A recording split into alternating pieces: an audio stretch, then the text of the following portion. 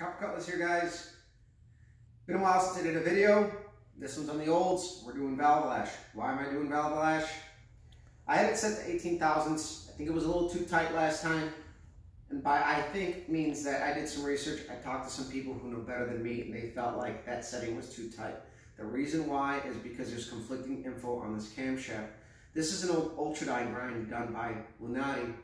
Lunati has somehow changed their cam cards, and the most current one says about 18 thou on the intake and exhaust. An older one says 22 and 24, and the original ultradyne cam grind says 24 thousandths on the intake and exhaust.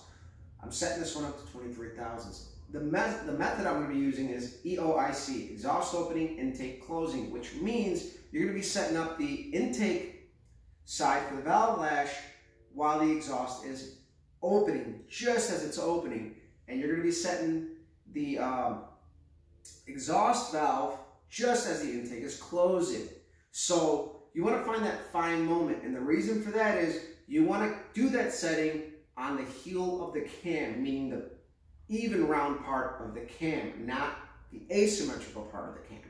So if you get it anywhere on that part as it's on the rise, you're going to get a false lash setting. So I'd like to show you guys how I do this. Now, as you can see here, I already got a feeler gauge in there, and it's tightened down to the point where it's not falling out of place. Now, the reason for that is there's a fine point where you can set that nut down by hand, and then you put your wrench in. Go ahead and you put it in, and then you put your Allen in, and then you're going to go ahead and you're going to crank it. And as you crank it, it's going to pull the nut up, and you're going to get some clearance. And then you'll get the right amount of slide. Now, you don't want that to be a tight slide. You want just a little bit of resistance. You want to be able to slide those feeler gauges through there. Now, another thing too is you want to make sure your feeler gauges are clean. Oil will get between them. As you're, I've been running the engine, so as I'm sliding them in and out, I'm pushing oil between these, and it's taking up a little bit of clearance. So between valve lash settings, wipe your feeler gauges down and go after it. So again, guys, you want to bring that nut down on the gauges to the point where they're not sliding.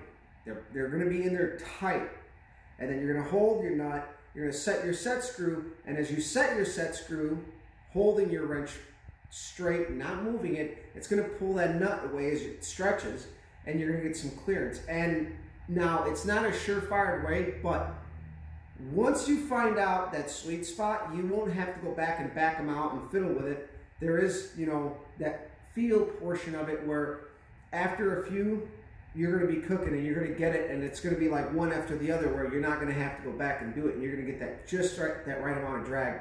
It'll take a couple times, but that's what I found works for me. So guys, again, thank you for watching. Thank you for subscribing. Follow us on Facebook, Copper's Garage. Also on Instagram as Copper Cutlass, and on YouTube, obviously, as Copper Cutlass if you're watching this on YouTube. So guys, thank you.